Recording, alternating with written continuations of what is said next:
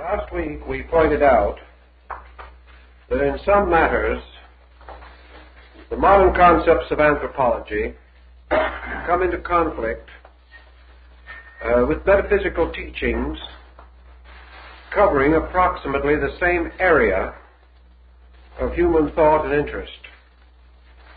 This conflict continues into our present session, and in order to clarify it as much as we can, we must try to cover the several related fields which influence the major theme. Today, anthropology stands in a kind of middle distance between two other forms of learning. On one side is ethnology, which is more or less ethnic biology.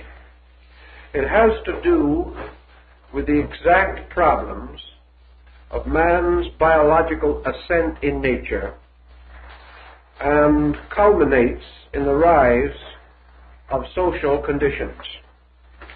On the opposite side of anthropology is psychology, which is concerned profoundly with many of the elements which are now regarded as peculiarly the property of the anthropological group.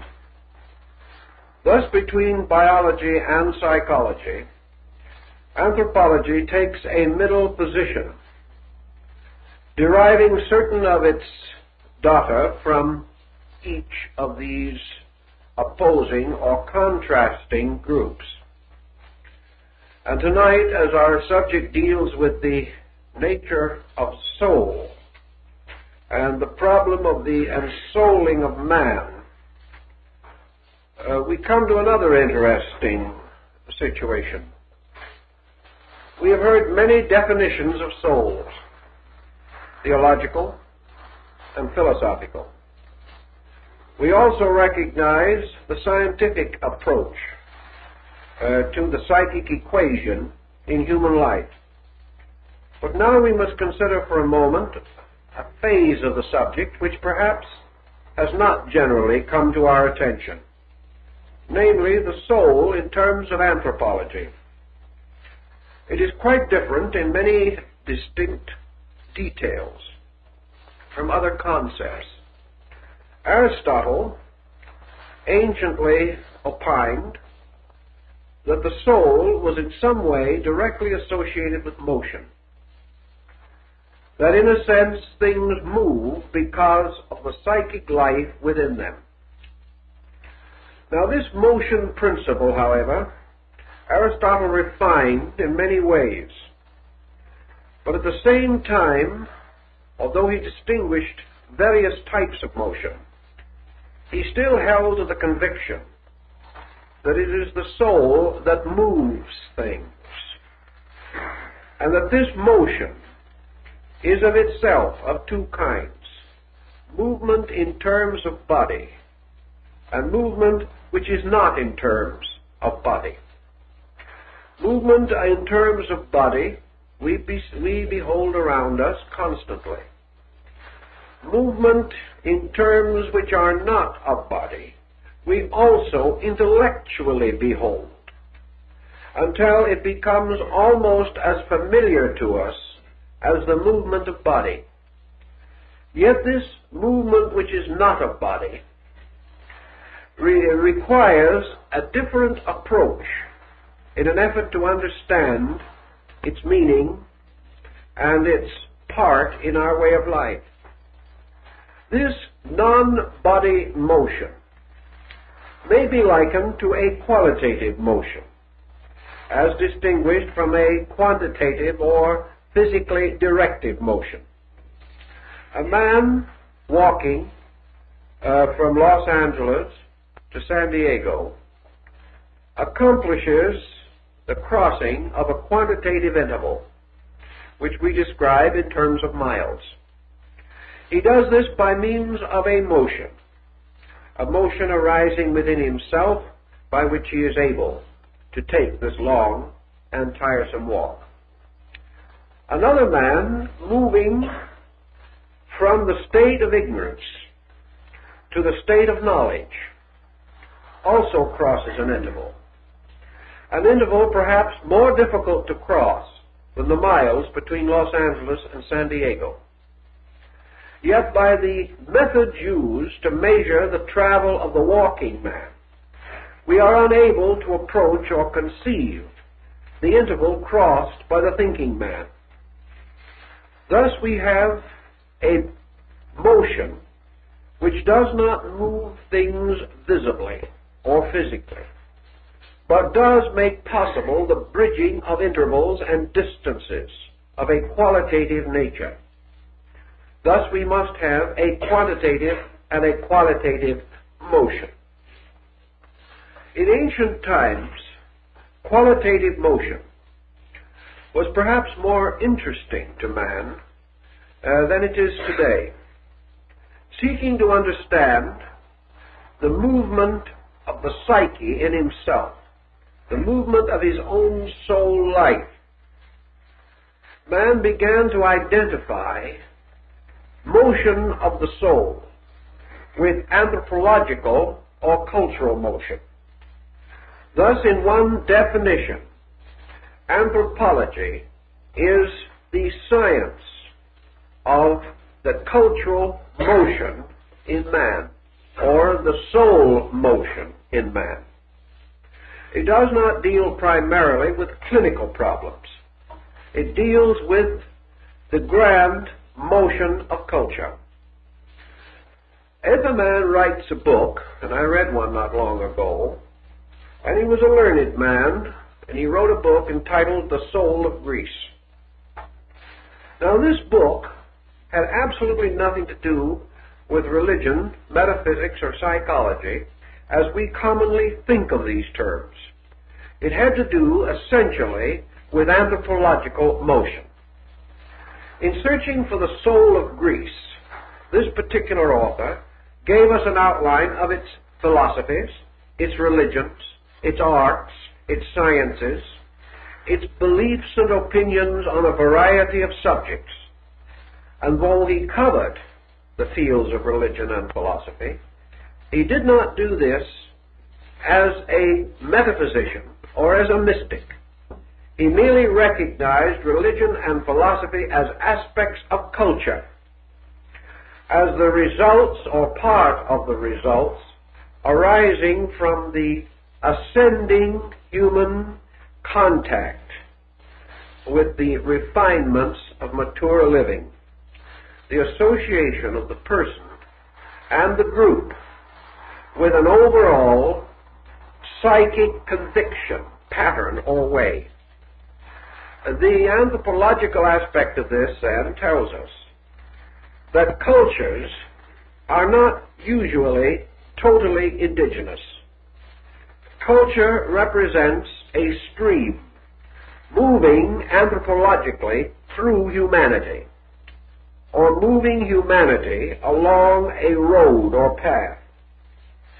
All culture groups derive certain knowledge or conviction from preceding groups and bestow a certain fruitfulness upon all succeeding groups. Thus, culture may rest for a time with a people, but culture moves from nation to nation, from race to race, from generation to generation, enriched in its motion by the contributions of countless peoples, many of whom no longer exist as independent cultural groups. This motion, then, of a cultural stream through time, a stream invisible as far as our physical senses are concerned, but constantly impelling to the performance of actions which are visible, or consequences which can be seen. This motion is the anthropological psyche. It is the movement of man's attainment. It is the continual enrichment of this movement. It is the eternal and endless progression of things in terms of the unfolding of their attributes and the enrichment of the institutions which they create as they move down through history. The soul, then, to these peoples, to this anthropological group, is the consummation or the summary of culture at any given time and under any given group of circumstances. It can be examined historically. It can be contemplated philosophically. It can be approached religiously. But these represent interpretations of something which has a nature in itself. This thing that has a nature in itself, an accumulating, unfolding, growing entity of its own, is the cultural soul of man. Thinking in these terms and upon this foundation, then, we come upon immediately certain other factors which have to be taken into consideration. We can either follow the materialistic point of view, merely that culture is therefore the continuous heaping up or aggregation of common attainment, that each generation, through its own natural experience with phenomena, enriches the total cultural life of the world, and that the outstanding individual who attains in any particular, so that he leaves an impress upon his time, or upon his people, or upon future ages, becomes a powerful cultural unit. And up to the present time, a small group of perhaps 15 or 20,000 persons, recorded out of the total body of history, represent the spearhead of man's cultural progress. Culture is therefore not only vested in the accumulation of total groups, it is led or moved dynamically by individuals who respond in an exaggerated or larger way to the reactions which to the ordinary person are met with less intensity or less directive. If in this thinking we come to a point of deviation between anthropology and metaphysics, perhaps this division again is not as real as at first appears.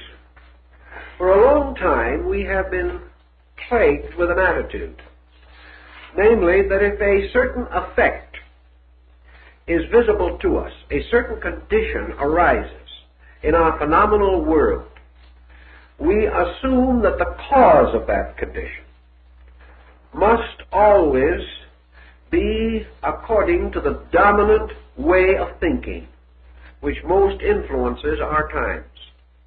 It does not occur to us that comparatively similar effects can arise from widely different causes. This point we have to give some special attention to.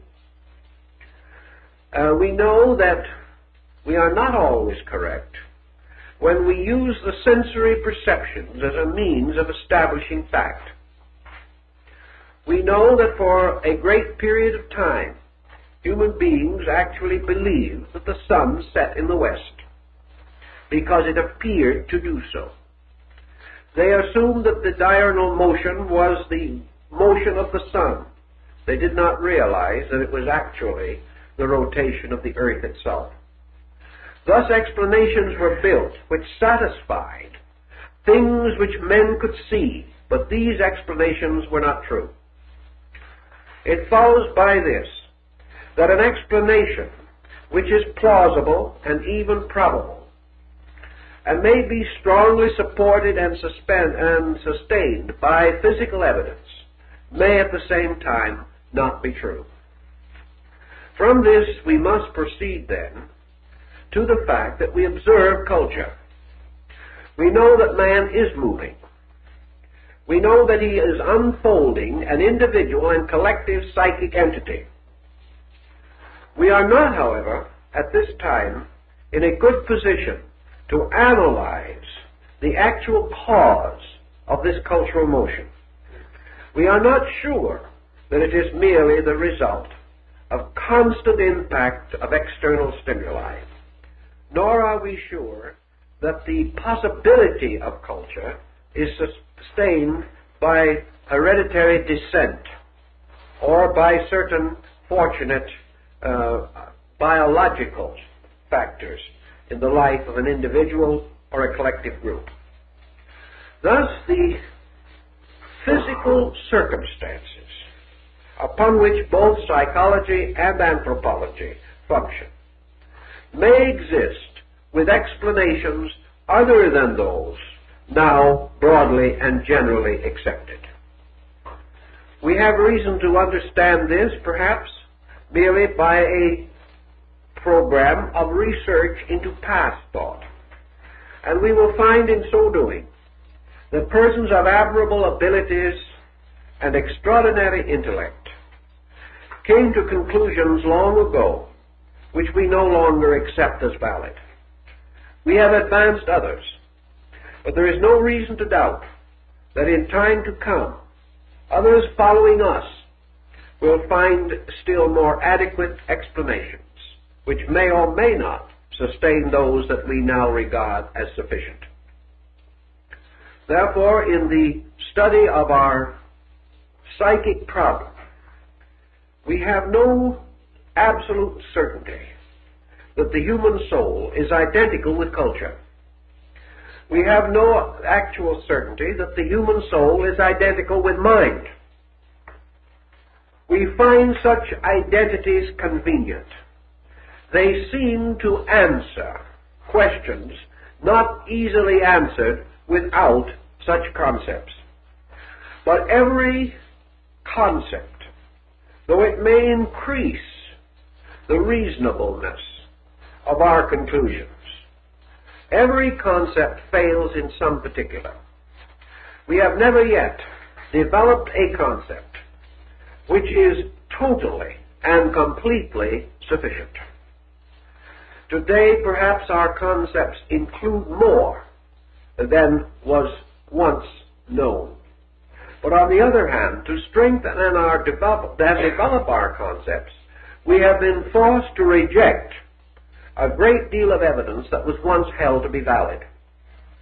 In order to make our own way of life scientifically acceptable, for example, we have had to deny almost categorically the miraculous, the mystical, and numerous occasions and instances strongly sustained by history and not easily assailable. We have had to ignore them and deny them simply because they will not fit into our prevailing attitudes. So every time we have a new attitude, we gain something and we lose something. And in the course of time, the trend in modern thinking has been for man to gain greater objectivity, but to lose more and more of his subjectivity. To lose in the progress of growth a great many concepts and ideas which were essentially beautiful, noble, and calculated to improve him culturally. Thus, in our way of life today, we have advanced certain specializations, but most persons of thoughtful mind will agree that our cultural situation is not secure, that we have sacrificed too much of the nobility of man in the quest of exactitudes. And in the sacrificing of this nobility, we have weakened man as a being. And we have thrown culture into opposition with science, advancing science at the expense of culture, advancing certain phases of ourselves at the cost of the total self. It is quite possible, therefore, that the anthropological soul, the cultural soul of man, is itself sustainable as a concept, but not as a total one. That it is an aspect of something greater than itself. And it is also quite probable that nearly every concept that we have is dependent upon concepts which we do not have, and that for a total and sufficient way of life, we must have more knowledge of causes than we presently possess, and must therefore be able to generate larger concepts, more holistic, more total than those which we have and know today. If, in the study of the descent of man, we want to pause for a moment then and bring up to date that which was the ancient and previous thinking of man, in order that we may view this thinking in terms of our present situation. And we will begin with a little bit with the philosophical background of the doctrine or idea which is now embodied in anthropology. Ancient man, rationalizing, contemplating upon the mystery of himself and of the world in which he found himself, early came to the conclusion that all outward things are moved by inward forces. Also that all inferior bodies in nature are moved by superior forces, or by powers greater than themselves. We have this in the Socratic and Platonic concepts of motion, where we have orders of things, the unmoved, the self-moving, and the moved. We know that some things are moved. We know that the breaking up of a winter in the north brings down great masses of ice and carries with the flooding torrents, trees, and even houses, great rocks and boulders. We know, therefore, that while these things do not move of themselves, they are moved. Therefore, that motion can be imparted to things from without, as is the case of a person tossing a ball. The motion of the ball is not inherent in the ball. It is inherent in the person tossing the ball. On the other hand, there are things in which motion is inherent, things which are of themselves self-moving. And of those things which are self-moving, the world of the animal kingdom around us, including ourselves, may be regarded as the outstanding example. Man is a self-moving creature. Truly, he can be moved by circumstance. He can be physically moved by conditions around him. He may ride on a train, which carries him not by his own motion, but by a mechanical motion. But he may also be moved to action of his own, and mostly to decision, to attitude. And the motion of the individual from within himself, philosophically speaking, is the source of culture. It is the motion of the person, a movement from within, imparted to other things. Therefore, culture is not the painting, but the power to paint. It is not the building, but the power to build. All things in themselves which are physically achieved by culture bear witness to it, but they are not culture. They are monuments to culture. But culture itself is a living motion in man, present because man is self-moving, that he is capable of both quantitative and qualitative motion within his own nature. In this he is unique among the species which we know, in that he has carried qualitative motion further than any other form of life that is visible to us. Being a self-moving creature, man must therefore be moved by that which conveys motion or contributes motion. And the Greeks, the Orientals, many ancient peoples assume, therefore, that man's qualitative motion is due to his own soul, to a life motion in himself, to the existence within his nature of a psychic entity. That this psychic entity is the cause of all things about man, which cause him to move gradually from a biological to an anthropological foundation, finally perhaps to a psychological footing.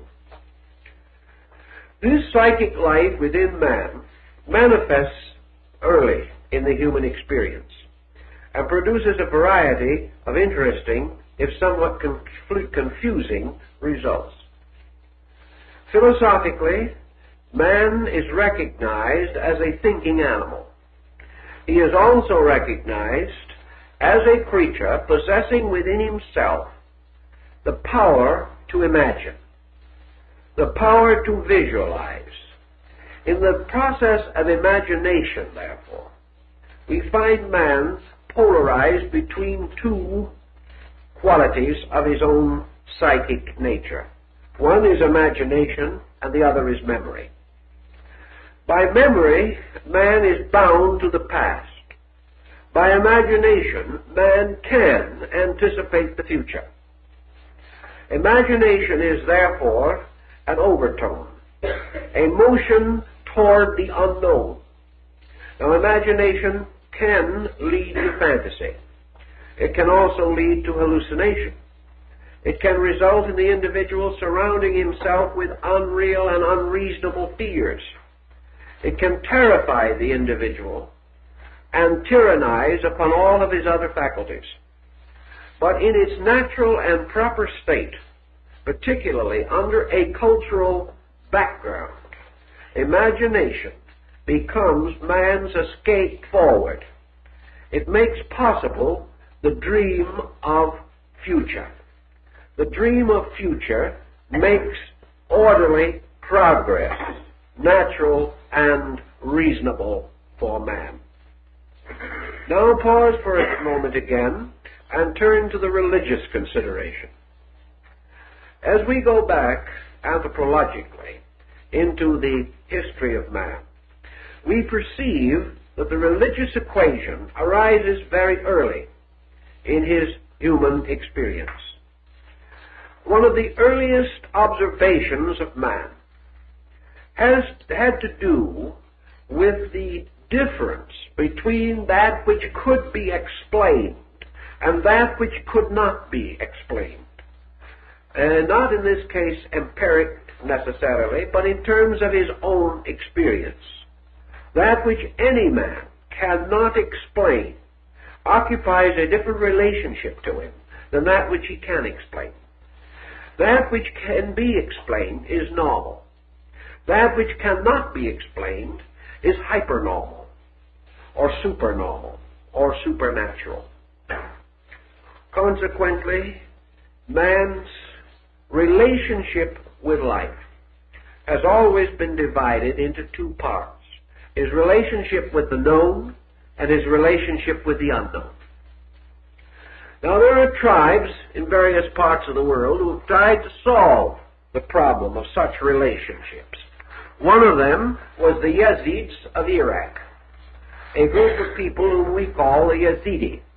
They still exist as a small religious sect, sometimes called devil worshippers.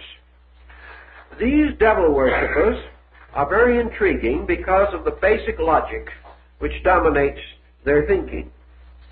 These people are not really devil worshippers. They believe in a good God, but they do not feel or sense the need to worship this good God. Why offer or pray or in one way or another attempt to please a good God? If this God is good, he is not going to hurt you anyway. On the other hand, there are the unknown negative forces of nature, personified in the concept of evil. These people, therefore, find it in their thinking more utilitarian to try to keep evil spirits happy than to worry about good spirits. It is of no concern to them whether they worship God or not, because God understands everything, knows everything, and is eternally good. But the evil spirits, likely to bring plagues and pestilence, and to destroy the harvest, and to make women barren, and to cripple children, or to strike down the mature in their fullness of age, these kind of beings we must always cater to. So it is to the evil spirits that the foods and offerings are made, and that the prayers are raised, asking these spirits not to hurt them. There is no use asking God not to hurt them, because He will not. Now this is a simple example of what more or less divided man at a very early period. This problem of the known with which he could cope, and the unknown with which he could not cope. And around the unknown, which was mystery, he developed a series of positive attitudes, positive concepts about the negative. These positive concepts about negation resulted in the primitive social religious structure of savage peoples. It consisted of man's attempting to anticipate with his own consciousness the invisible factors of life around him. He was unable to do this rationally. He had to do it emotionally. He was unable to prove one step of his journey, yet he believed definitely in the journey because of other things which he could prove and which became obvious to him. When one child grew up and the other child died, there could only be one answer, namely a supernatural factor. As far as he could tell, there was no natural solution. Therefore, he began to think in terms of the evil eye, of witchcraft, and of innumerable machinations by means of which the life of the child could be destroyed by sorcery or something of that nature. There was no other explanation.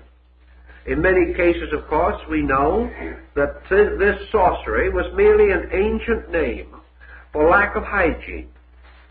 But ancient man did not know that. So while he knew nothing of hygiene or eugenics, these subjects were magic. He was unable to systematize any way of coping with the implications in fields where he had no knowledge. Therefore, he created an elaborate network of intangibles by means of which he satisfied to a measure his own concepts. Now, why was he in need of satisfying his concepts? Because, as anthropology points out, from the beginning, man had certain cultural instincts. These cultural instincts were very strong in ancient times. And one of these cultural instincts was that things could not happen without reason. There has to be an explanation. And as the God concept developed, this explanation could not and must not conflict with the belief in a good God. Therefore, God could not be finally held responsible for ungodly situations. And it was needed that other things should be introduced to form bridges or links or to provide explanations for things otherwise not to be explained. Out of all of this together, there rose a primitive religious psychic life. And from this came another very important psychological factor, namely, that man began to be moved by imponderables. He was no longer simply moved by the weather. He was no longer moved totally by the migration of animals, which he had to follow in order to secure food. He was no longer moved by storms or by any of these things primarily. He began to find other causes for major trends or major motions in his own affairs. And these causes were his beliefs, his attitudes, his convictions, and the rising structure of consequential conclusions. Thus man began to be inwardly moved by psychic pressure. Now we may wonder, and we do have to ask, whether this psychic pressure was totally the result of man living in a material mystery for which he had to find supernatural solutions, or whether these supernatural solutions to which he turned were available to him and he was impelled toward them only because of a psychic necessity within his own nature. In other words, is man to be decided as having been moved only by heredity and experience, or was he also moved by the fact that there was in him something by which he was human, and that this humanity gave him a different perspective, made possible the engendering of the element of mystery in his own consciousness, and that man gradually evolved mystery because he had a unique capacity for mystery, a capacity not so obvious in the other kingdoms of nature. Your religionist will assume that this was true, and that at a certain time in the remote development of man, something was contributed to him by which he was unique, and that this uniqueness rested in his humanity, for it is in his humanity alone that he is unique. We remember the story of the two Greeks that met out in front of the amphitheater, and one said he was going to the games and would be happy to take his friend. His friend, who was a philosopher of parts, declined. And the man who was going to the games said, "You are missing a wonderful opportunity. For this afternoon you will see men that can run faster than deers.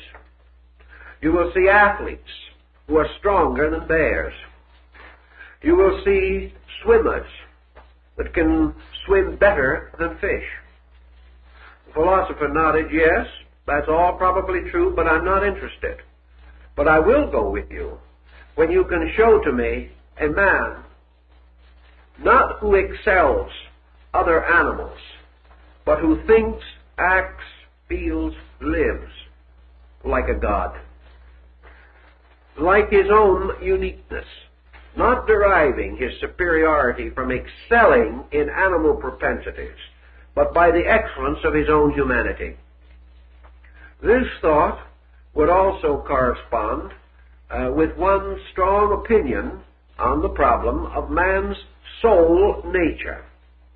Anthropologists, ethnologists, zoologists, and many other branches of scientific thinkers have a number of little problems that they are not too able to explain. The animal kingdom, for example, is not merely one kingdom. Certainly, we can divide it without destroying the overtone of the collective animal type. But we know that there is some reason why a deer is not a dog. There is also a reason why a cat will always be a cat, and that this creature will have certain qualities and attributes which cannot be reconciled with or made similar to the attributes of a squirrel. Thus there are differences which cannot be totally explained by environment, differences which seem to indicate that within the animal structure itself there are differentiations, that these differentiations will emerge and will reveal infinite specialization. Nature supporting this, in many instances, does not permit, in its natural procedure, the interbreeding of unrelated types. And usually where such interbreeding may accidentally occur, the progeny is sterile. Nature does not wish these types to be at least immediately reconciled.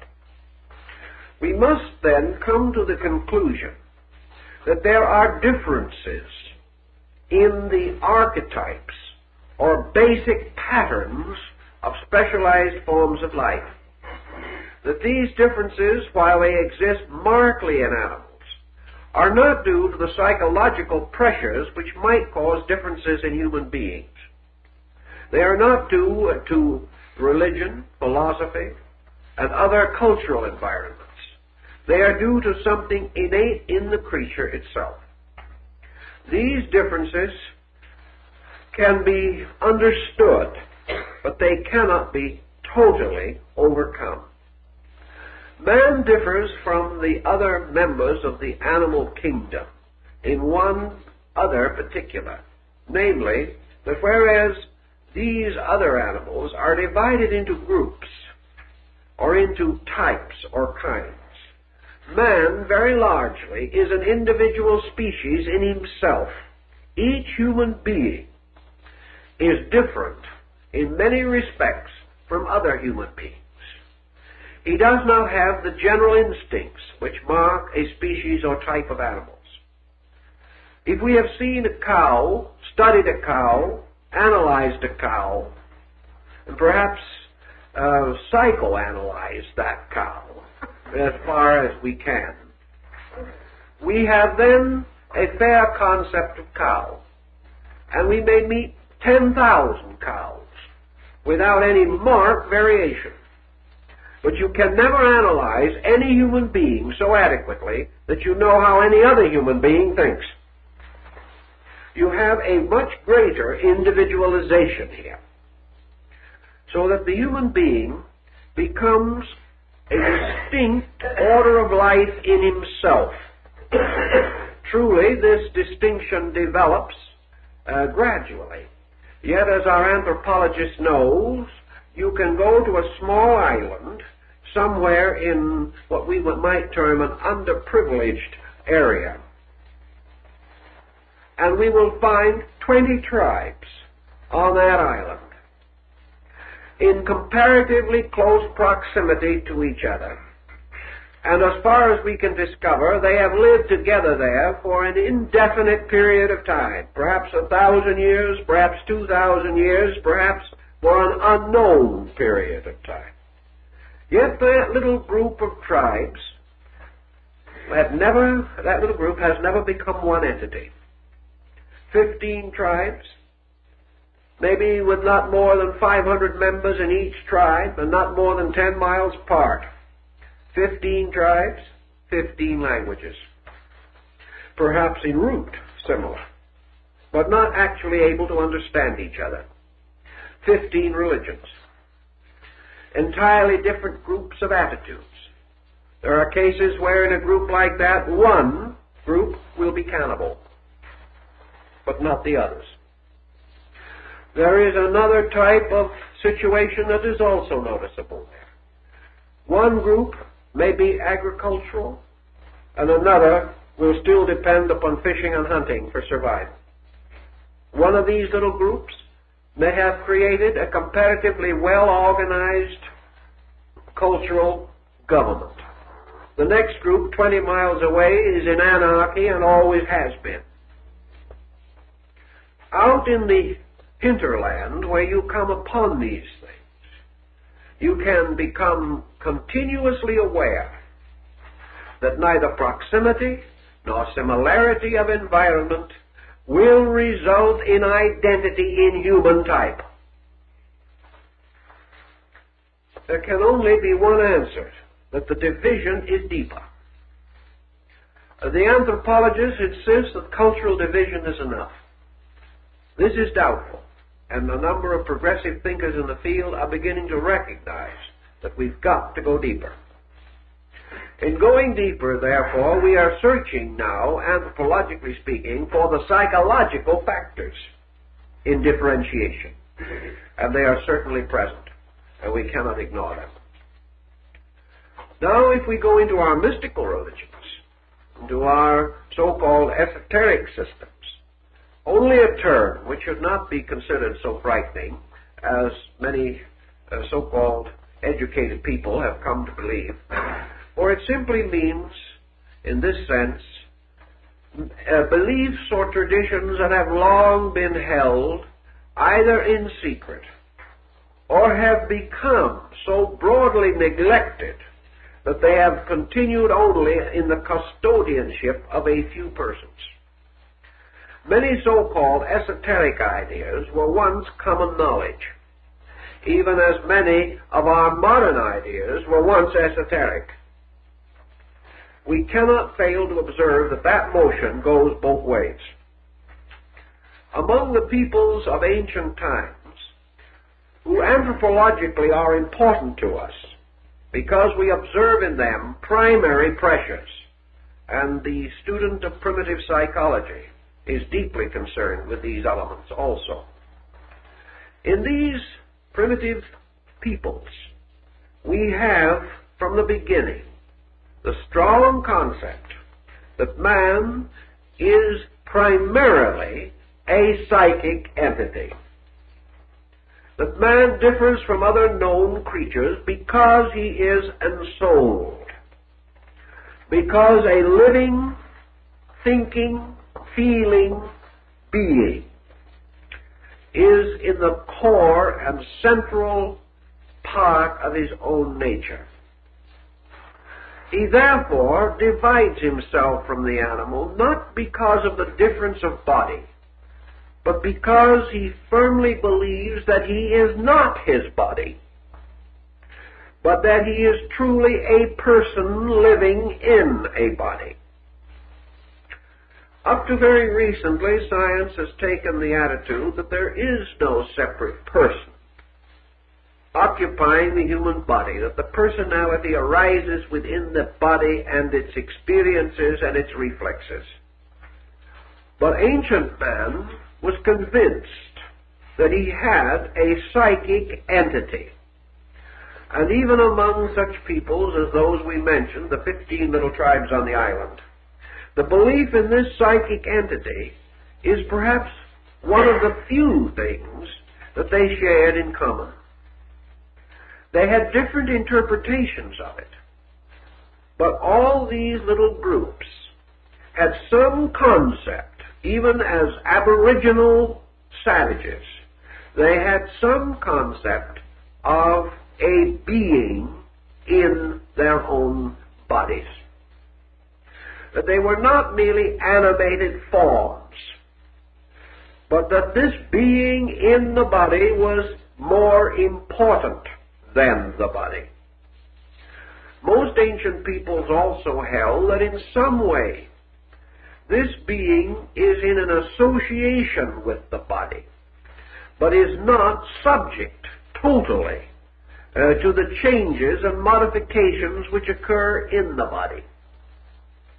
One medieval thinker expressed it in a very interesting way. If soul is a byproduct of body, why is not the psychic life of man changed if he loses both legs?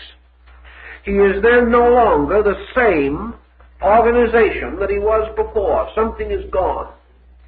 Yet the loss of his arms, the loss of his legs, even the infirmities of his sensory perceptions do not essentially change his being.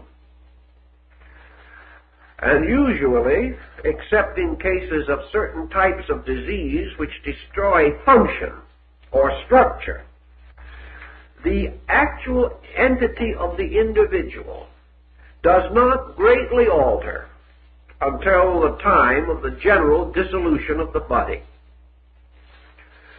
Also, most persons have recognized or realized that while the body passes through a series of conditions, that these conditions associated with the infirmities of age, or what we would term chronological aging, that these conditions are not contributed to the psychic being or entity.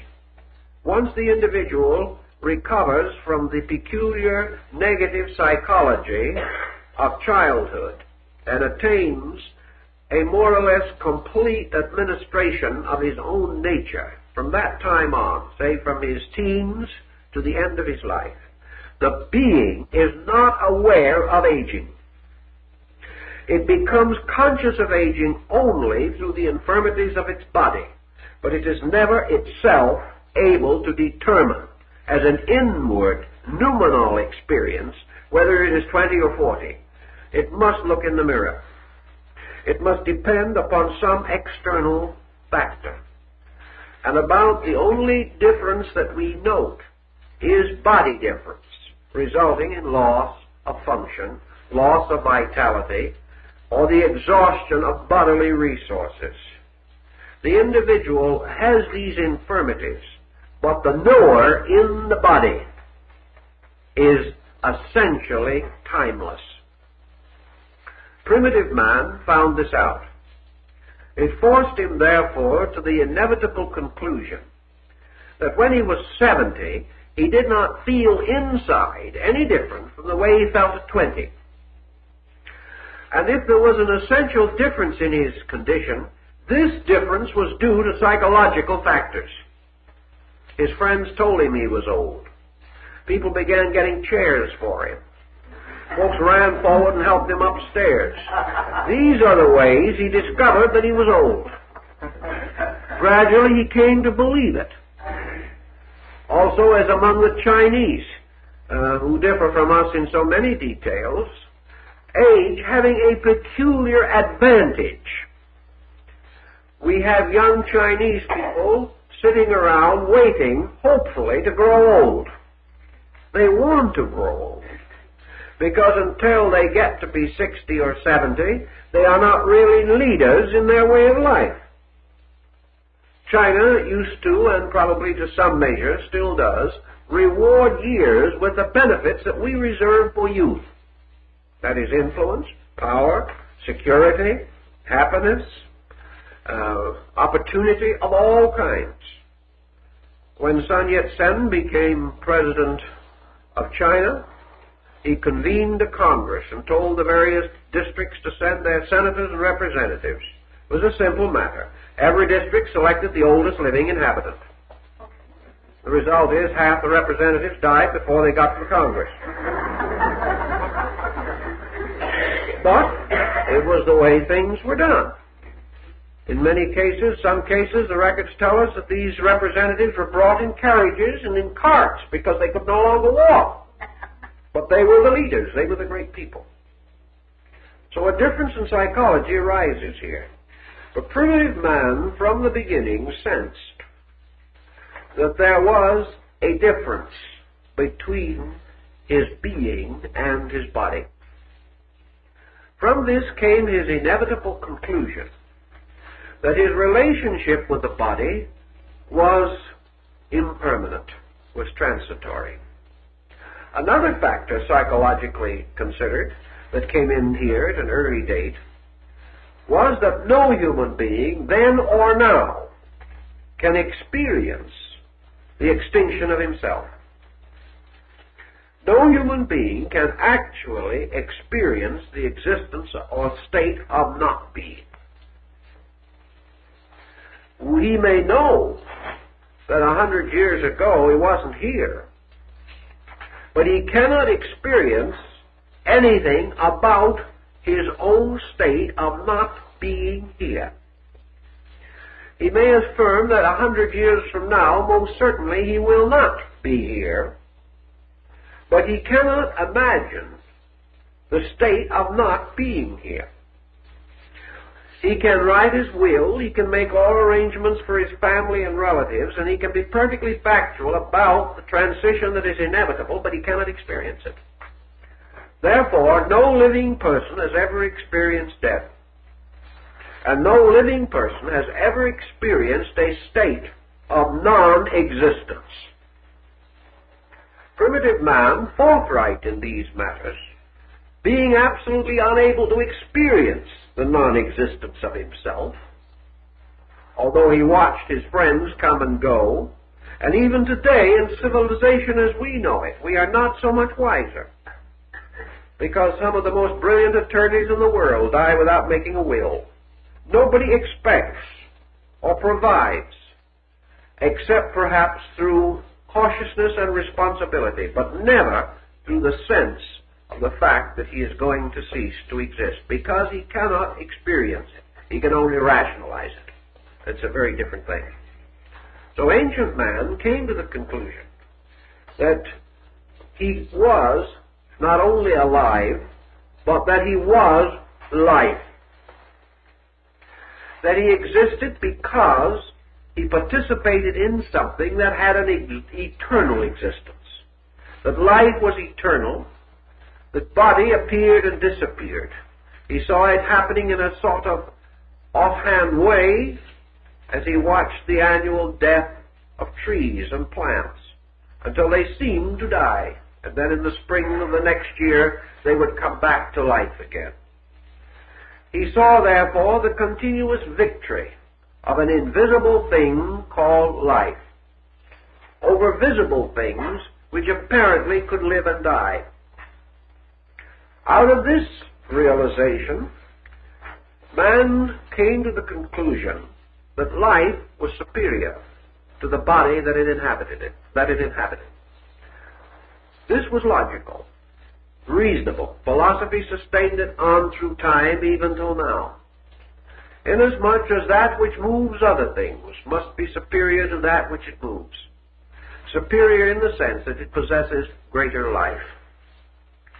Thus, as man, through living, proves that he is a servant of this invisible thing within himself, and gradually his body becomes merely the instrument of his purpose, which is not his body. He resolves that his purpose is greater than his body, that his purpose is more real than his body, that it is more alive.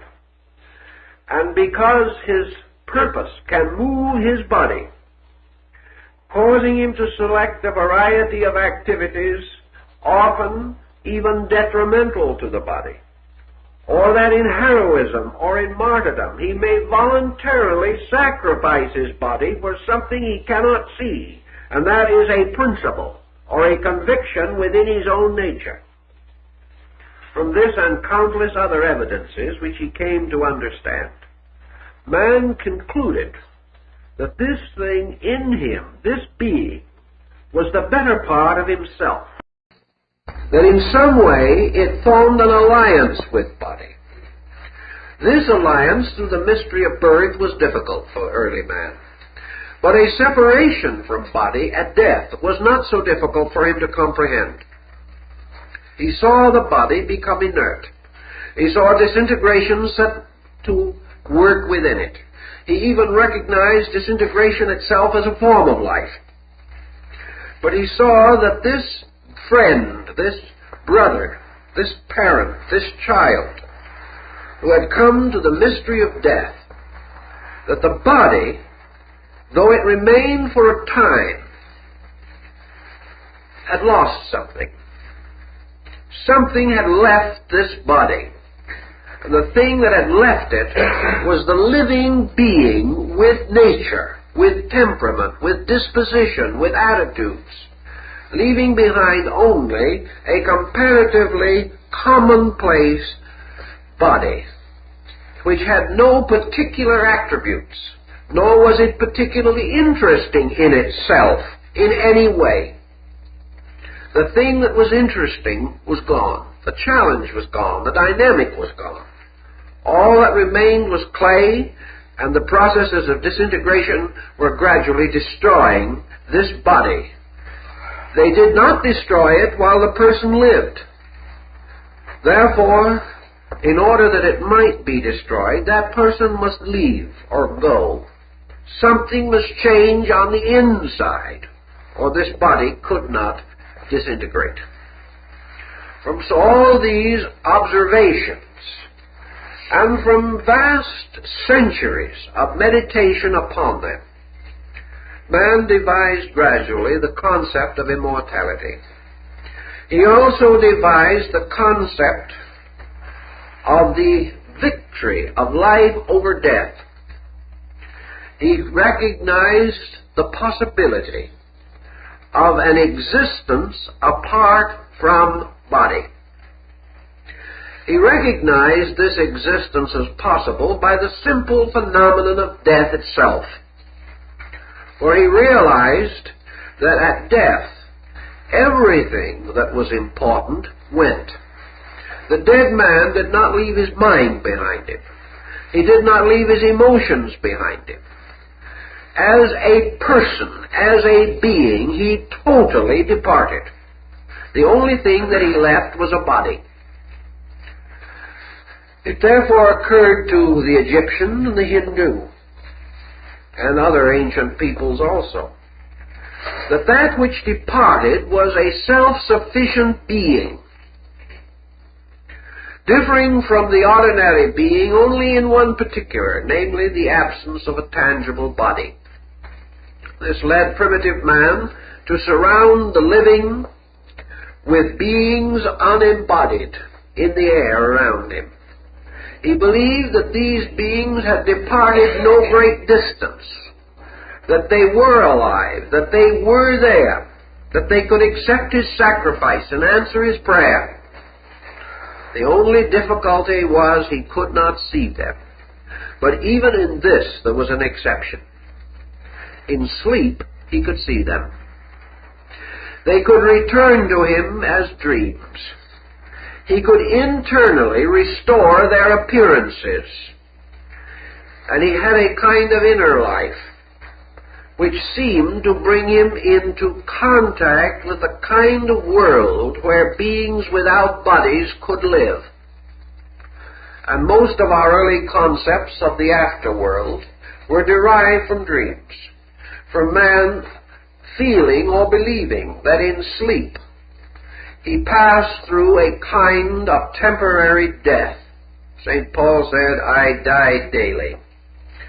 And that in this sleeping procedure, the being also left the body, or separated from it in some way. Therefore, because man could sleep, be unconscious, not know, and not remember, yet he could awaken without any volition of his own. That sleeping and waking and all the decisions of life rested in the being, not in the body. The being could come and go as it pleased. It was the protector, guardian, master of the body. Thus all our magical cults bring in these points, as Fraser points out in his Golden Bough. In this, man then began to contemplate the broader reaches of things. And by the time of the rise of the great classical civilizations, the great philosophical systems of India, China, Egypt, Greece, Babylonia, Assyria, in these days, men had also some knowledge of anthropology. They had some knowledge of the origin of species. They had a reasonably accurate insight into the historical descent of man from a savage to a cultured state. They also had a religious conviction, such as we find in the book of Genesis, where we discover that at a certain time in the development of primitive man, a fraternity was established between being and body. That being came to body, and that what we call humanity was actually a race of invisible beings that became embodied. That man had a psychic life that was eternal, everlasting, neither having beginning nor end, and that in this process of its eternal continuance, it formed periodic associations with body, as in the East Indian doctrine of rebirth.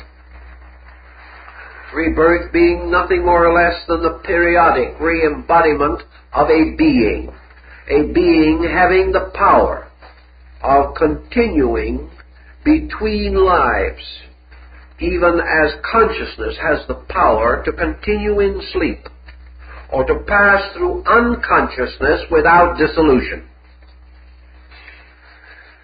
In the study, then, of the anthropological concepts, the Christian philosophers, borrowing considerably from the old Jewish teachers, decided that man was a unique creation, inasmuch as he was an ensouled animal.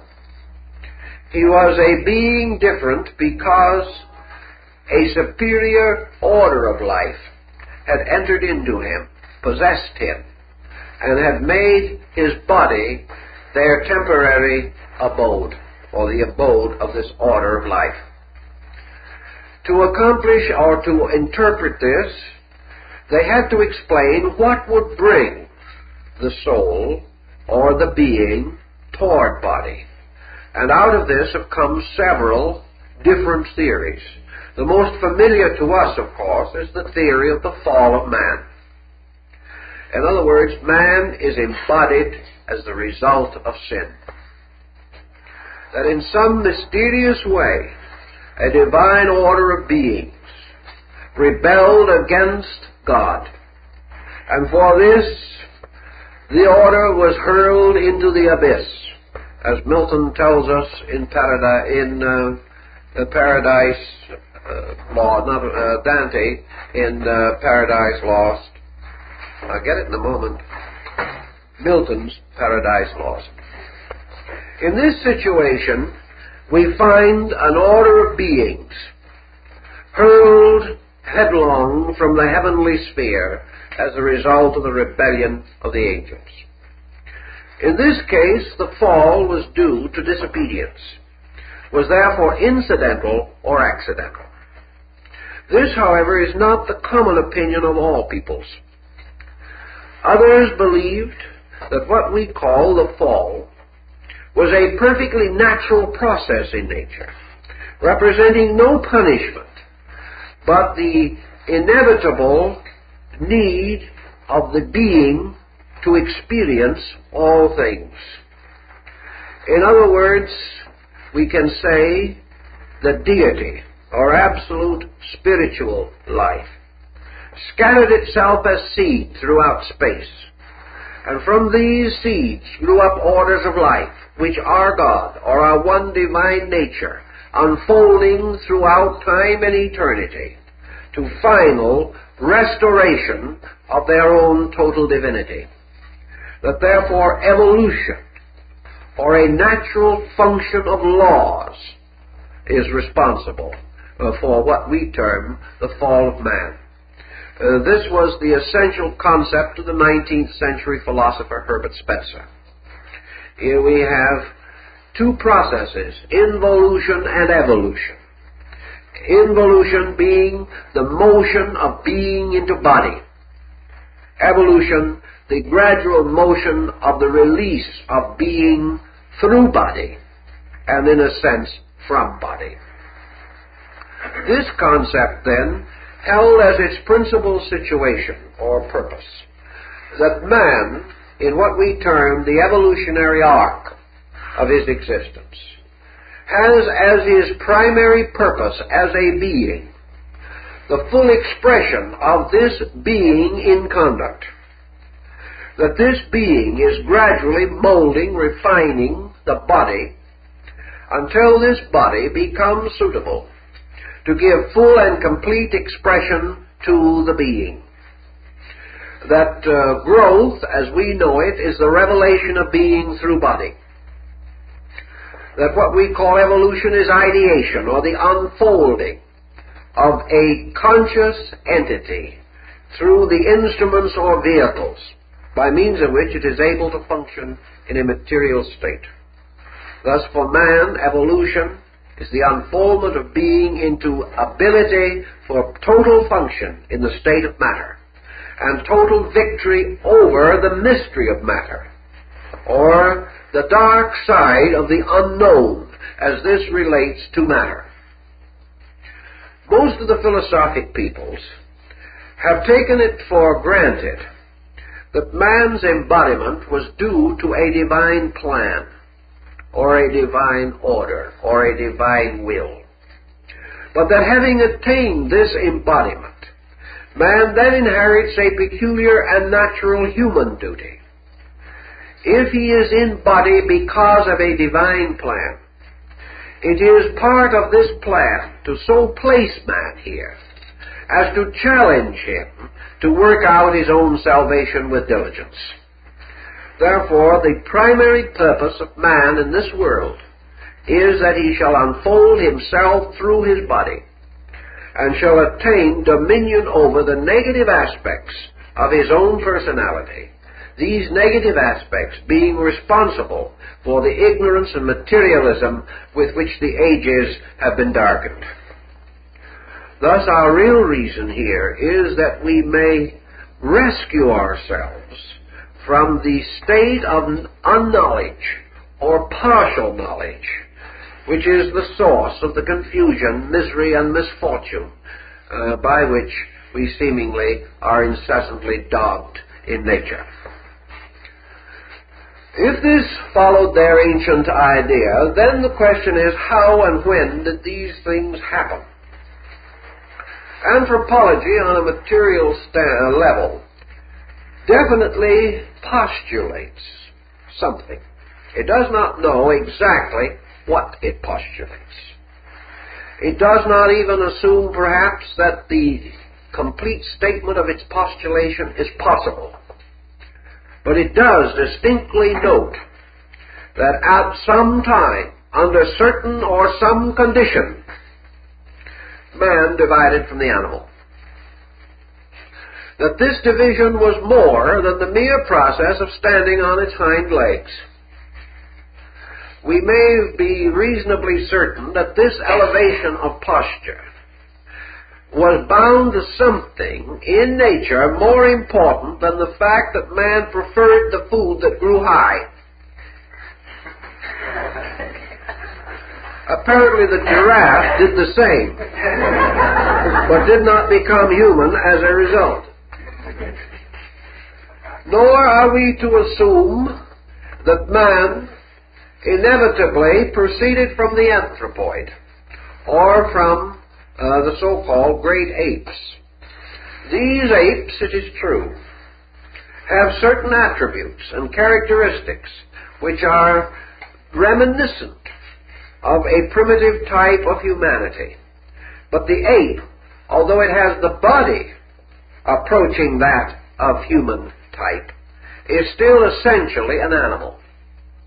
It is a little wiser and a little more cunning than some animals, but it is not a dreamer. It has never created a work of art. It has never built a city. It has never dreamed a great religion into existence.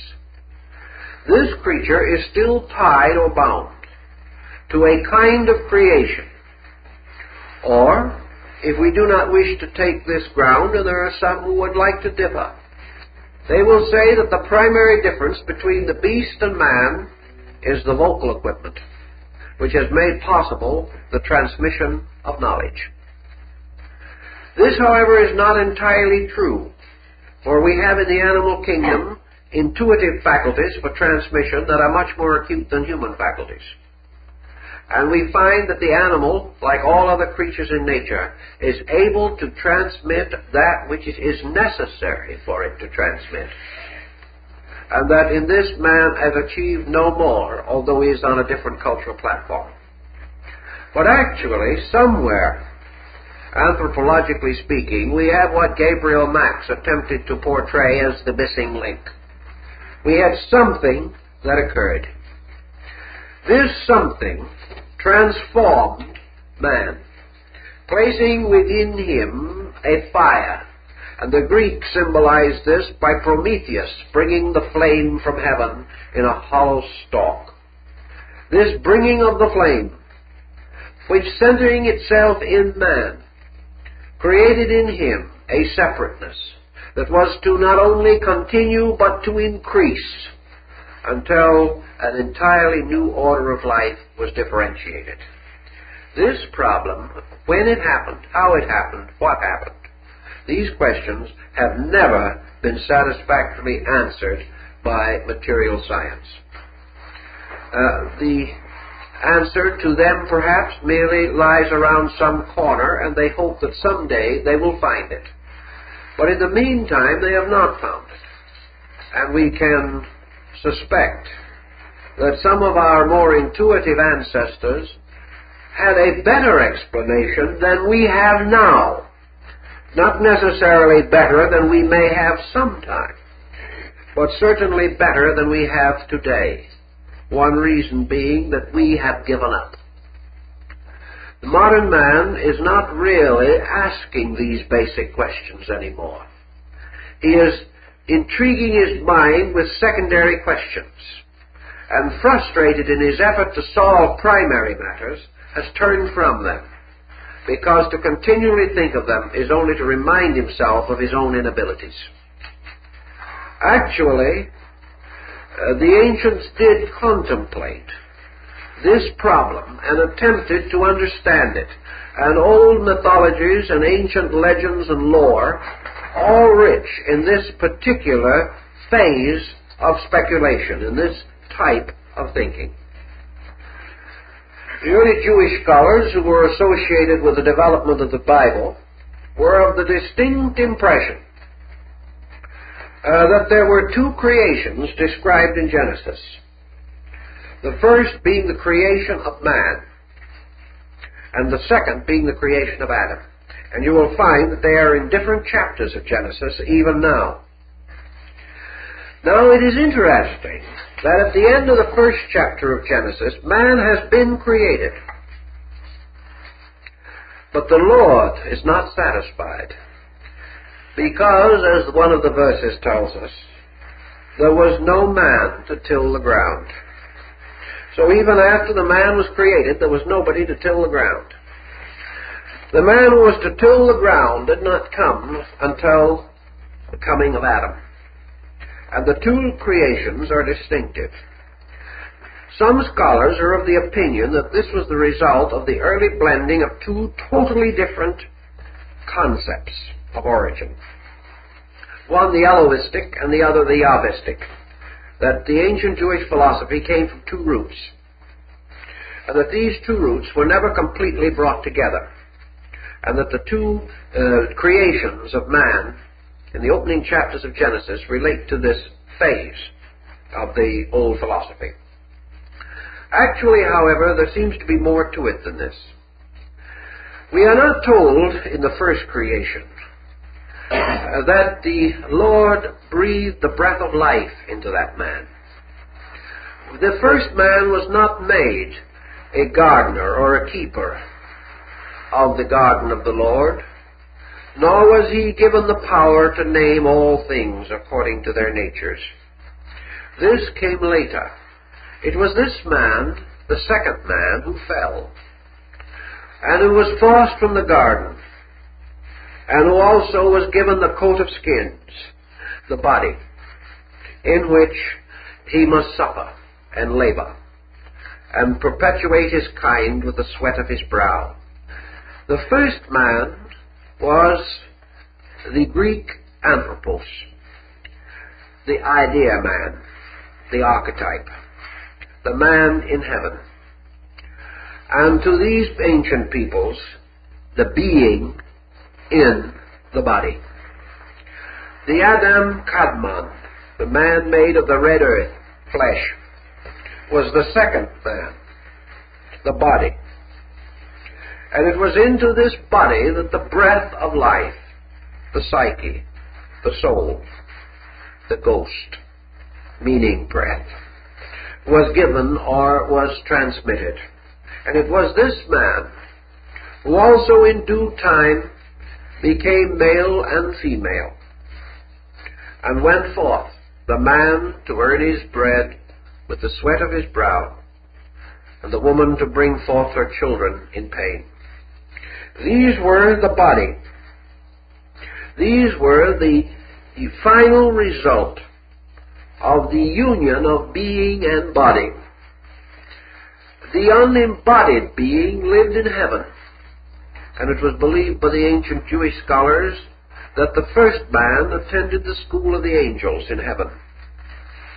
The second man lived first in ether, in atmosphere, the body being a condensation gradually of invisible gases and substances.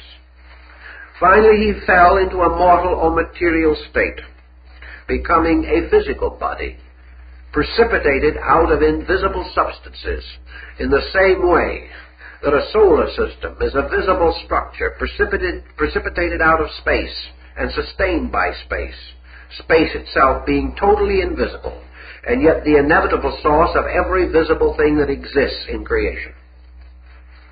Thus, the motion of things from an invisible condition into a visible one may be regarded as a kind of fall.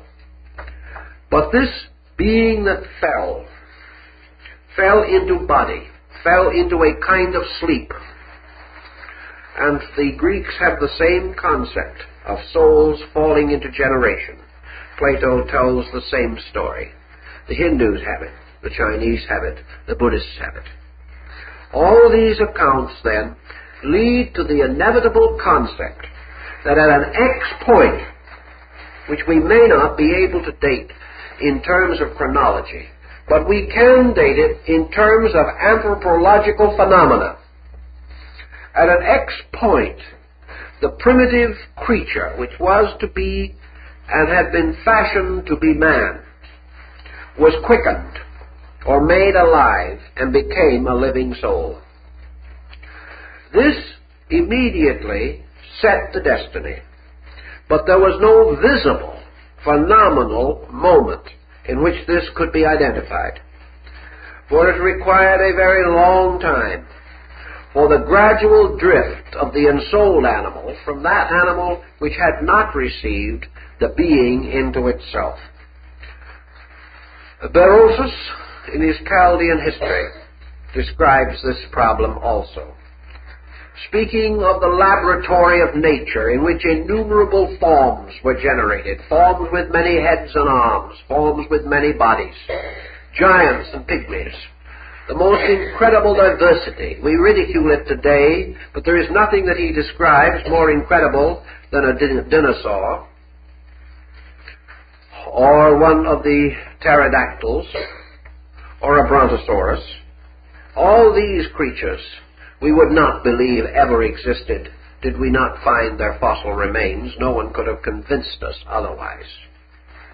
But Berosus tells us that in the dawn of things there was this riot of forms, and then that these forms gradually became orderly, and that among them the gods brought forth bodies suitable to become the habitations of beings.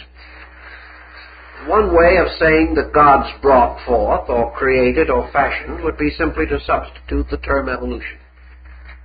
Nature at some time produced an organism that could be ensouled, and in so doing automatically drew life to it. For a body can never excel the life within it, and as body grows, the life within it always appears to exceed the body in which it is functioning. This brings us to an interesting philosophical truism advanced by Pythagoras of Samos, and he does it by means of his numerical philosophy.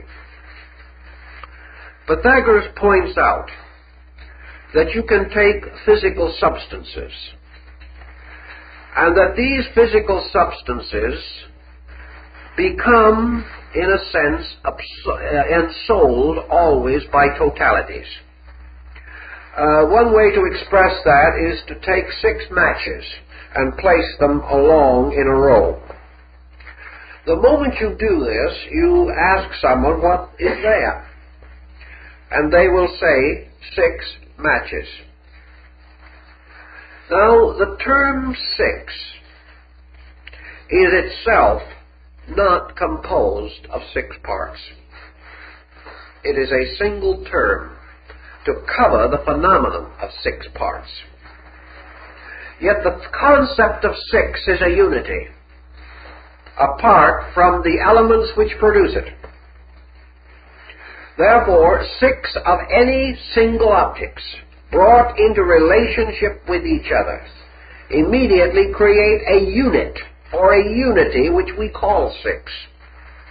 The soul of six is born when six items, units or elements, are placed in relationship so that they may form that design or bring forth the symbolism of that number. Now, if you remove one of these matches, the unit 6 disappears, and another unit takes its place, 5. Now, 5 is not just merely the sum of 5 separate pieces. 5 is a total being or an entity in itself, an entity termed 5. 5 is a word which is the name of a sum, and that sum is a total. Yet by adding to and subtracting from the matches, all different kinds of sums are brought into manifestation, then the combination is changed and those sums are removed from manifestation. And a different one, a different sum takes their places. Assuming man, for example, as Pythagoras says, to be equivalent to the number 6. When nature brought together a series of parts constituting a sum called 6, the result was the construction or the manifestation of an instrument by means of which the total concept of soul as 6 could come into existence. Therefore, in evolutionary procedure, the ensouling of things, or their embodying, is always the result of nature's abhorring a vacuum. Whenever a situation arises in nature, that situation must forever be ensouled. Any pattern that arises becomes the instrument for an entity. Any change in pattern destroys that particular availability, and that entity ceases to manifest. But nature is producing eternally combinations or patterns, and the moment they form an orderly archetype, they are ensouled by a principle. Therefore, every pattern in nature is ensouled by something which is a plus to the pattern itself, or additional to the sum of its own parts. And the thing that is greater than the sum of its own parts is the new entity or being composed of that sum. In the evolutionary procedure, the ancients firmly believed, therefore, that the time came when the motion of growth in nature produced a kind of organization in which a certain type of being was drawn from space and was able to associate itself or was invoked into union with this form. And that when this occurred in man, we have the living soul. Now, that Pythagoras should have hit upon this formula is interesting, inasmuch as Buddha has told us that what we call the being is actually also the product of 6 factors, which are called attributes, and that the union of these 6 constitute the instrument for the manifestation of man. All of these points, then, anthropologically speaking, simply indicate a time or a period infinitely remote in which man emerged as the compound of being and body. And that from that moment on, the whole progress of man has been the continuous flowing outward of being into and through body, and being moving through body into nature is the cause of culture. That culture is the manifestation of the being, not merely the works of the body.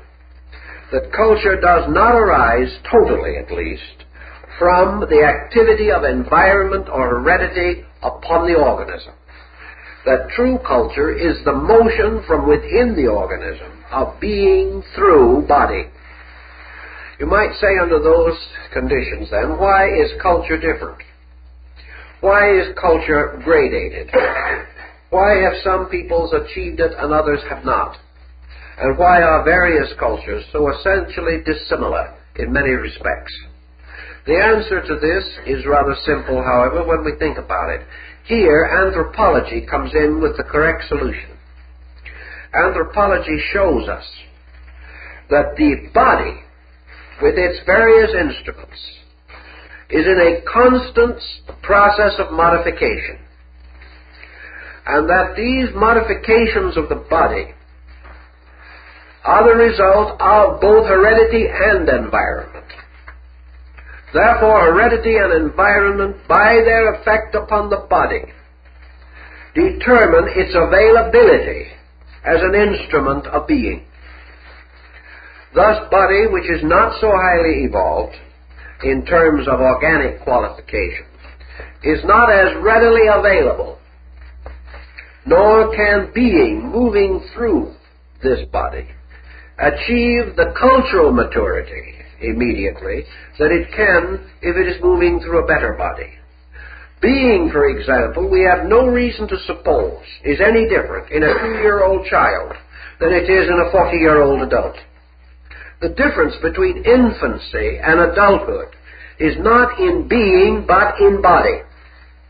And anthropology is the story of the racial development of man from infancy to adulthood. Consequently, it reveals to us not the essential nature of the being, but the availability of the maturity of the body in its varying degrees. The small child is comparatively helpless, not because it is deficient in being, but because it is deficient in body. At various periods in its growth, through childhood, adolescence, and early maturity, the burden of its biological, anthropological, and ethnological development is so great that it is not available at any time for the complete release of the being within it. What we call majority or maturity is actually the body attaining a degree of maturity or completeness by means of which a moderate or normal degree of manifestation is possible through the being in the body. Here, therefore, we do not actually conflict between what might be perhaps called an idealistic approach and a materialistic approach. The difference lies in the source of the motivating factor. The anthropologist sees something happen. In various departments of living, we also see things happen, but we do not always see the causes of these things. And the position here is that anthropology is the story of the gradual growing up of a kind of creature. And anthropology, therefore, is perfectly correct when it wishes to outlaw forever the idea that certain peoples are better than others, or that certain races are better than others, and to reduce all these elements to the simple fact that all things which are consistent with themselves may be regarded as good. That which keeps its rules is honorable, and honor has nothing to do with the color of skin or the ethnological development of the people. It is an attainment on a cultural level by means of which things are measured in terms of themselves instead of terms of something else. On this basis, your philosophical or so-called esoteric viewpoint would also carry the same essential burden. The average parent does not regard his child as inferior, because he recognizes within that child growing processes which he himself as an adult has passed through. And he is perfectly certain that in due course of time this child will mature and will become an adult, and therefore will come into his natural heritage. The modern anthropologist is beginning to think the same way. that the different racial levels are the degrees in the unfolding of a body which is moving toward its natural maturity, and that the only superiority or inferiority must be measured in the terms of what is the essential difference between a 6-year-old and an 8-year-old child. There is only the difference of time, the difference of a little more opportunity for the maturing of the body for the being within it.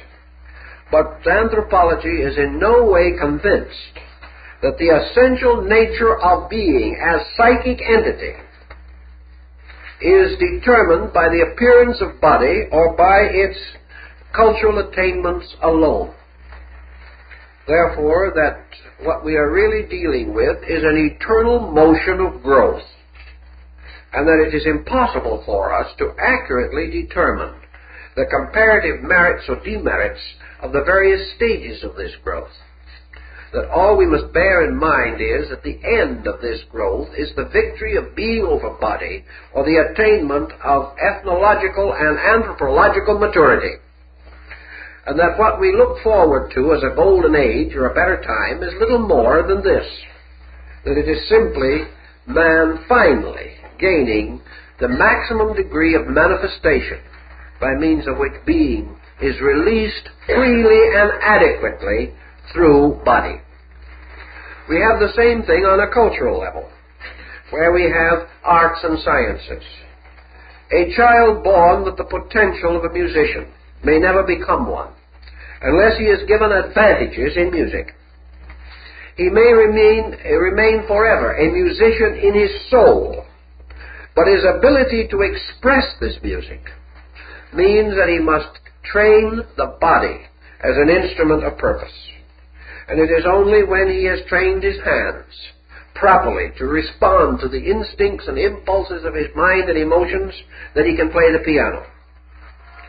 Thus, the body must be brought within the discipline of the being, and must become the instrument for the expression of that being, or the being itself remains forever inhibited. And anthropology, the descent of man, the cultural life of man, is the gradual revelation of this, the constant evidence that man and nature are conspiring to produce the kind of body by which the being may manifest its own integrity. This again brings up a psychological factor in connection with this, namely the possibility that this being itself is subject to certain infirmities, certain sickness, certain attitudes, by means of which, for example, collectively speaking, a race can destroy itself, or a culture can destroy itself. Here we come to a very complicated situation, and that is the relative interdependence of being and body. The being instrument, as we know it, the psychic nature, has been seriously misunderstood, or certainly abused, in the terms of our modern thinking. We have come to the conclusion that being and mind represent synonymous terms, that being is superior to body because it is intellect. Nearly every one of the great thinkers of the ages have pointed out the fallacy of this position. They have warned us about it on the religious level and on the philosophical level. They have pointed out clearly that the intellect is not the being. Therefore, that the gradual substitution of intellect for being is a form of dying. That just as surely as being is forced out of manifestation by the crystallization of body, so being as culture, as the psychic entity of culture, is forced out of incarnation by the crystallization of a mental concept as a substitute for culture. In other words, when a culture crystallizes, it is the same as a body that gradually falls victim to rheumatism, arthritis, and other ailments. gradually the power of the being to function through the body is destroyed. If, therefore, intellect and emotion, through misunderstanding, are given a dominance or a preference, and gradually force the being into an unfavorable relationship with body, we may destroy a culture. We destroy it because we destroy its soul. This does not mean that we actually destroy the soul per se, or in its own nature. Rather, we destroy the bridges by means of which the soul functions through the body. We lock the being. And the moment we lock the being, we are in a difficult situation. Being, as it is superior to body, cannot be held by body.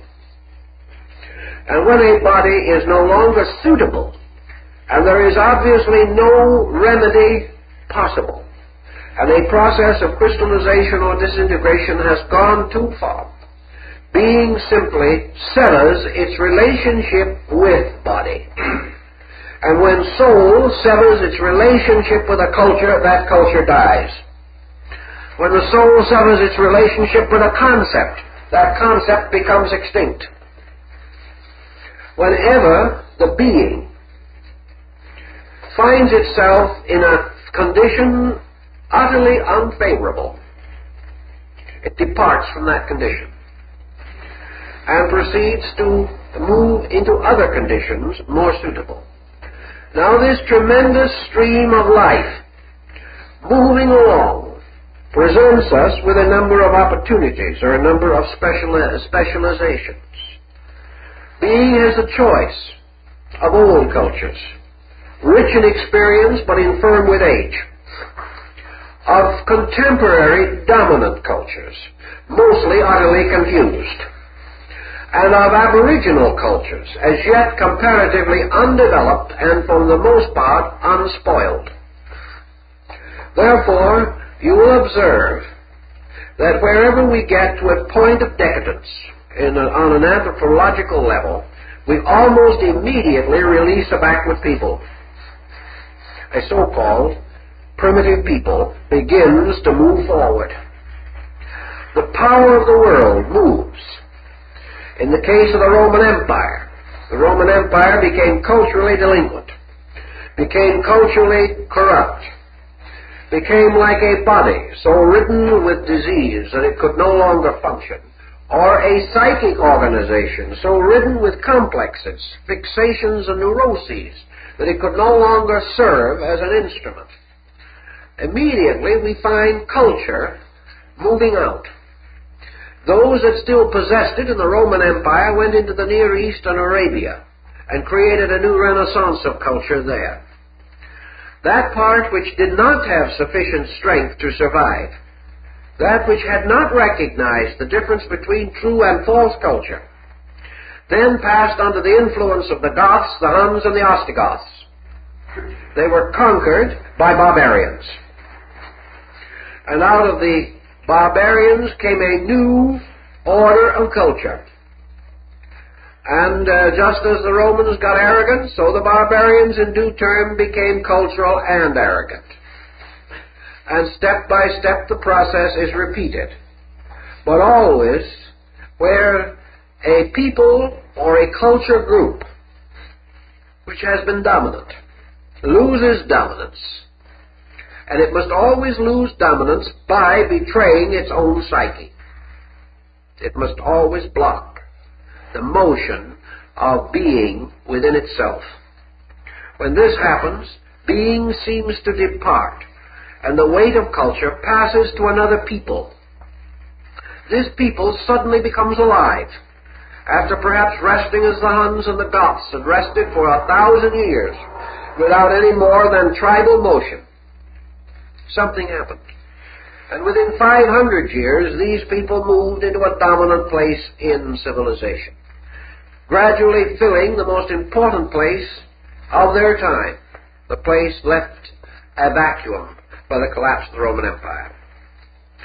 Always, therefore, culture, instead of dying, moves toward primitive integration. The answer being, of course, that it is easier to work through a young body and build it forward than it is to work with an old and opinionated nature that already has built tremendous obstacles to progress. This is the reason why in the anthropological culture, the great motivations, the great vital pressures of culture are usually in the hands of the young. That is why the motion of generations arises from several sources. Youth inherits the cultural tradition. That part of the cultural tradition which is solid becomes useful to it. That which is decadent, youth resents and rises against. Youth makes its tremendous contribution, and then having exhausted its initiative, it sinks back and waits for another generation of youth to carry on. But the motion is carried by youth. The consequences are contemplated by age. Each generation has its own youth. Every person who reaches age has had his hour of youth, has made certain motions. But in culture, a people unspoiled, as yet without the locking of sophisticated opinion, in each case rises up to meet the place left by decadence. That is perhaps culturally the reason why today many of the great arts of our people are coming to recognize the importance of the so-called folk arts of primitive people, simply because modern man, culturally, is sinking into an ocean of dishonesty. And he is seeking in every way that he can to discover the one thing he knows he must have in culture, and that is honesty. Primitive man is honest and unschooled. Decadent man is schooled and dishonest. The struggle, therefore, is to recapture value. And the recapturing of value, if it can be done, preserves youth. It perpetuates people. Those who do not grow old or lock themselves in the crystallization of their generations are the ones in whom creativity has remained and who are able to be young in the sense of dynamic and continue their dynamic through continual adjustment, which is the key of youth, whereas inability to adjust is the proof of age. In this, then, we have the concept of the soul in several different frameworks, but we have it as a total cause for man's emergence. We have the belief, esoterically advanced, that at a certain time, arbitrarily set in some systems as during the period which divided the Lemurian species from the Lemurian race, perhaps a very long time ago, not less than 40 million years ago, that a division actually took place, and that a part of the biological growth in nature became capable of sustaining a kind of psychic entity. The animal kingdom also reached a point where it could sustain a psychic entity. Every kingdom, including the mineral, has psychic entities. In the mineral, the proof of this is crystallization and the forms, the geometrical patterns which it takes. These different degrees of integration of body meant a constant moving of being into body on many levels. But that most vital to us as human beings is the motion of the human being into its relationship with body. As long as psychology neglects the identity of being and fails to recognize that the principal directive of man is being and not body, and that the principal source of man's growth is not environment or heredity, but being, but that environment and heredity become the boundaries or become censors over growth. So that by these factors, growth is advanced or retarded. Then we find that the purpose of science is truly to become the handmaiden of being. That the purpose of science is to clear the confusion in body, mind, and emotion, in order that the clear stream of being may be more immediately available. The conflict of body and being results in premature age and the destruction of man long before his time. When the conflict and competition in the relationships of body and being, the competition arising primarily from body, when this is understood and overcome, a great variety of situations, both cultural and physical, at the present time burdening the life of man, will be removed. And the individual entering into a partnership between being and body will discover that in this way he makes possible the more rapid development of himself. His purpose always is that body shall become immediately responsive to being. Therefore, actually, that all purposes by which man lives and cultivates and develops shall become sensitive to and responsive to the total purpose of being itself, and that man will never be happy until he fulfills being, and that the general and natural and inevitable purpose of being is to unfold into expression the innate creativity of itself, a creativity beyond our comprehension. Therefore, man comes of age biologically, sociologically, culturally, philosophically, and spiritually when he becomes creative. Creativity rests in being and is communicated to body. And man becomes creative when he moves from within himself, and he usually becomes destructive when his life is governed only by body motion. To understand this is to advance one step in our study. I see the clock has advanced also, so we will continue this next week.